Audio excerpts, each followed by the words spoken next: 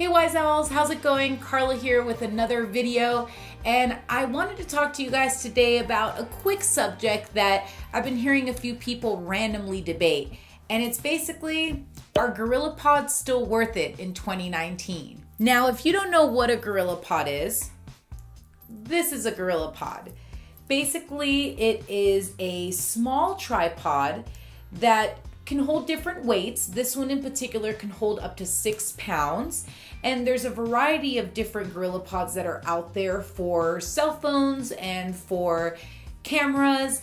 And they have these rigid edges that are made to bend and wrap around different locations.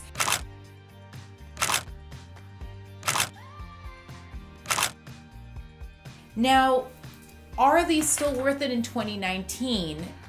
Heck yes, they are. There are some amazing pods that are developing now. I mean, I remember my first monopod, and obviously those can't bend or move in too many capacities. And they've obviously upgraded those pods into now some nice handheld grip snap pods that can easily go from a handheld pod to a tripod in seconds. But of course, there are still some benefits to a GorillaPod that maybe some people can't necessarily get from other types of handheld tripods. People use this a lot for vlogging. Obviously, you can kind of move this a little bit and have it easily, hold while you're vlogging. So I can see why people like that. You can then go back and put it down, but it can be a little time consuming. So there are some other pods that are a little bit faster in that case. But what I like about the GorillaPods is that they're still, unlike some other pods that are out there, can still wrap against some trees or some crazy bars and fences where you might need to get some shots.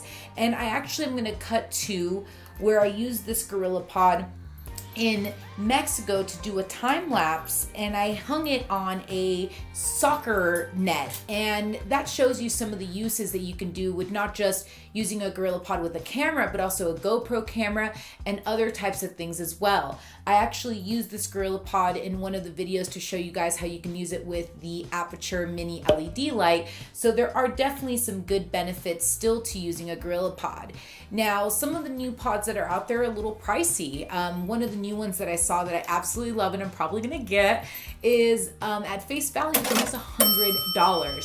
And something like this will run you closer depending on the weight of what you're looking for. This one came out to, I believe, $40, but there are some that range as low as for your cell phone that are like $7, all as high as like $100. And the thing is that when you buy a GorillaPod, you have to consider a couple of things.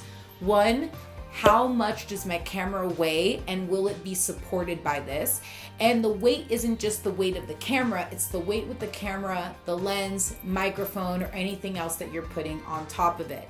The other thing you have to consider is, do I even need a GorillaPod for what I do in my shoots? If you're someone who doesn't vlog very often or doesn't really do a lot of travel videos, then this might not be as useful as maybe investing in a Manfrotto tripod like the one I'm using right now with a fluid drag head. It definitely depends on what you need and your uses, but a GorillaPod is still extremely worth it, not just because it's very compact, it can still fit in your bag, but it's also something that has multi-uses. So though it can be a little time consuming to go from one position to another, you're still getting a lot of uses out of this tripod, especially when you can't take a tripod with you on a trip that's as big as the one I have right now. This allows you to have something to still set up on a table or to hang on something, or wrap on something in order to get the shot that you need. So I really think that if you're considering getting a GorillaPod or some of these other pods that are coming out, just know that you can get a lot of uses out of monopods. Just make sure that it has a fluid drag head on it, something that can easily move the camera.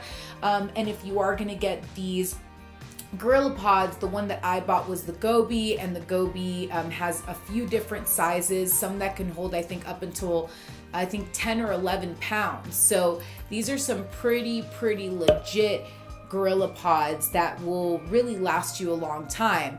But just know that you get what you pay for in anything, guys. So if you're gonna go the cheaper route, maybe reconsider if this is the type of tripod, because the cheaper they get, the flimsier these legs are. Some of the drawbacks, of course, are the speed. Going from vlogging mode to the tripod mode can be a little bit annoying, but I still think that this is a good investment, especially if you don't want to shed $100+ for some of the new monopods that are out there, or new snap pods or new small pods that people are using.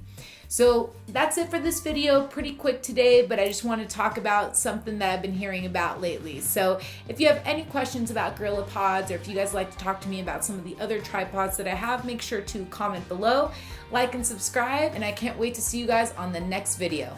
Bye, Wise Owls.